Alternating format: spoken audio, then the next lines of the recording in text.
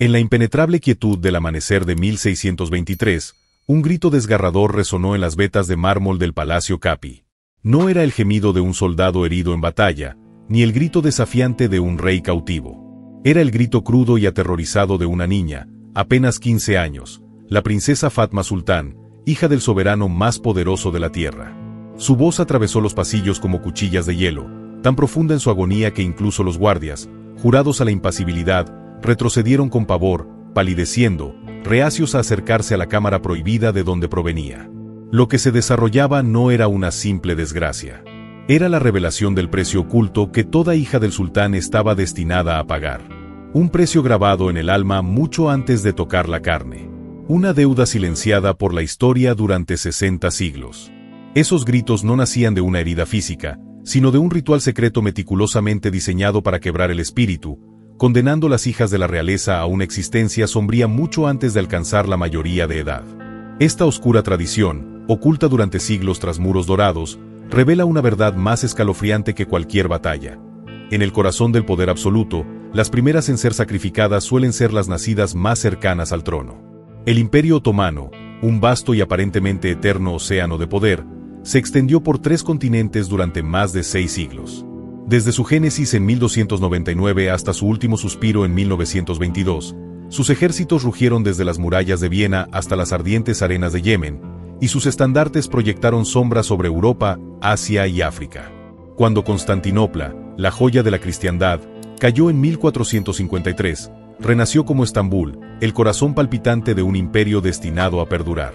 En su centro se alzaba el Palacio Superior, una joya resplandeciente donde se decidían los destinos de los reinos y donde los de las hijas quedaban sellados en una jaula dorada.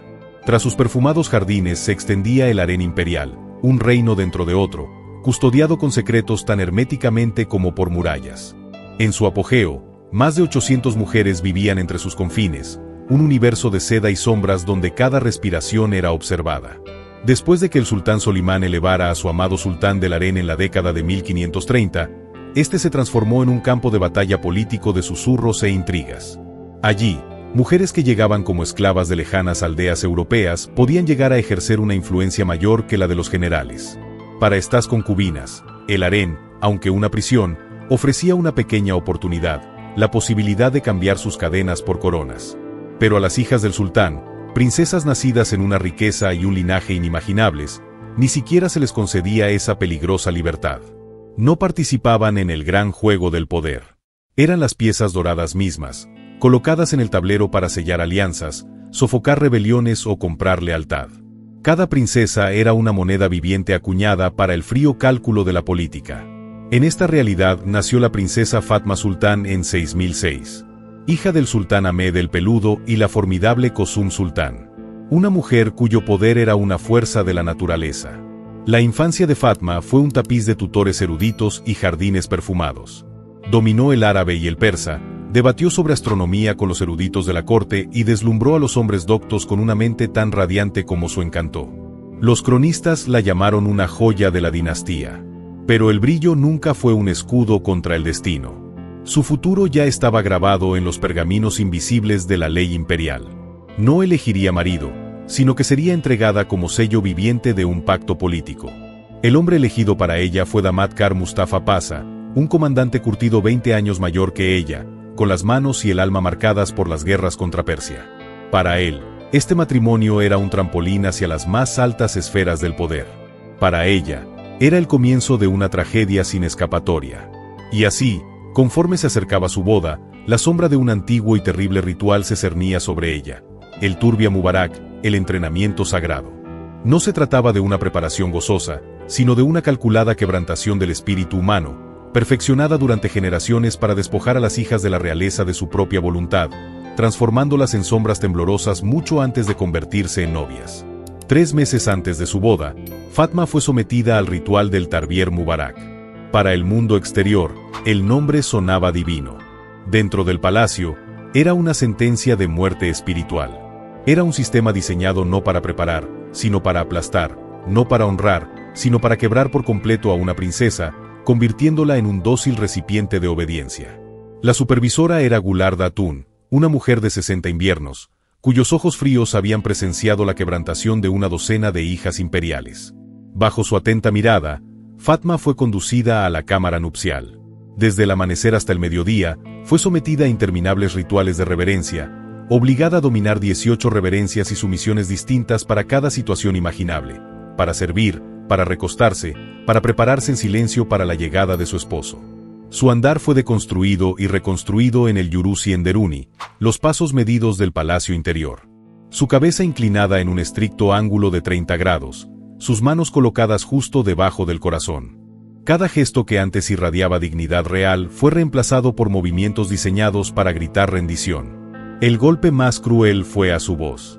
El vasto vocabulario de Fatma, su poder de argumentar y persuadir, se redujo a tan solo 43 palabras permitidas, palabras de gratitud, disculpa y obediencia. Cualquier atisbo de pensamiento independiente era castigado con rapidez. Un día de ayuno, horas de aislamiento en húmedas salas de reflexión o humillación pública ante las damas de la corte.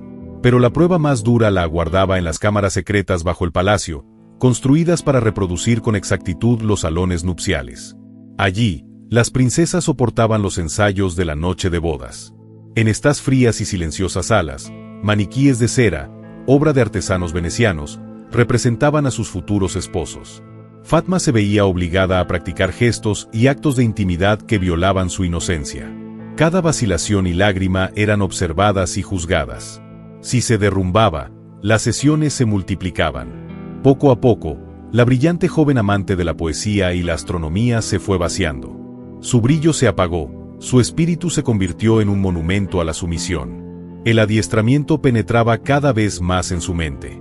Se veía obligada a memorizar y recitar pasajes de tratados que exaltaban el deber marital y el sacrificio, como el Nasihat al-Muluk. Su tono y convicción eran juzgados por mujeres de semblante severo. Incluso sus oraciones eran instrumentalizadas, convertidas en herramientas de control. 5 veces al día, se arrodillaba para repetir invocaciones especialmente compuestas que alababan la entrega y anulaban la individualidad, santificando su sumisión como un deber religioso. Luego llegó el ritual de humillación. 2 veces por semana, frente a toda la corte femenina, la princesa Fatma recibió la orden de servir a las concubinas de su padre, mujeres que, por su estatus, eran inferiores a ella. Las lavaba, las peinaba y las alimentaba con sus propias manos, una crueldad deliberada diseñada para quebrantar su orgullo innato. Testigos posteriores relataron que la princesa a menudo rompía a llorar desconsoladamente, y sus lágrimas eran vistas únicamente como prueba de que el ritual estaba surtiendo efecto. Al cabo de unos meses, la otrora radiante Fatma era irreconocible, una figura moldeada por el silencio, despojada de discreción y lista para ser entregada. Una semana antes de la boda, la trasladaron al Galen Cusca, el pabellón de la novia, un ala del palacio tan aislada que ningún sonido del mundo exterior podía alcanzarla. Allí, el condicionamiento se volvió sensorial. Sus comidas estaban aderezadas con especias simbólicas de Yemen. Sus baños diarios eran infusiones de valiria, amapola y azahar, sutiles sedantes destinados a inducir la sumisión. Los tapices de sus paredes no representaban escenas de triunfo, sino imágenes de esposas sumisas de la tradición islámica, cuyos rostros tejidos la observaban día y noche. Espejos venecianos estaban dispuestos de tal manera que nunca podía escapar de su propio reflejo, transformando la meditación sufí en un instrumento de autocontrol y vigilancia. Finalmente, llegó el día de la boda, el 15 de marzo de 1623. Mientras Estambul celebraba con banquetes y cantos, Fatma permanecía en silencio, presa del terror. Los médicos del palacio notaron el temblor de sus manos y la aceleración de su corazón, lo que hoy llamaríamos ataques de pánico severos. Al caer la noche, la condujeron al Jerdé Koda, la cámara nupcial, un pabellón octogonal construido en 3 niveles, cada uno representando una etapa de su entrega final, purificación, contención y consumación. En el primer nivel, su cuerpo fue ungido con ungüentos mezclados con opio diluido y raíz de mandre, una rendición química. En el segundo, la vistieron con sedas nupciales bordadas en oro, pero ocultas en su interior había cuerdas y broches diseñados para restringirla. Sus ropas de boda eran una prisión cosida en oro. Mientras tanto, su esposo recibía instrucciones de veteranos militares sobre métodos de dominación para una princesa de sangre real. En el último nivel, la cámara de consumación. El aire estaba impregnado de aceites que adormecían la resistencia, y las paredes estaban cubiertas de tapices de conquistas otomanas.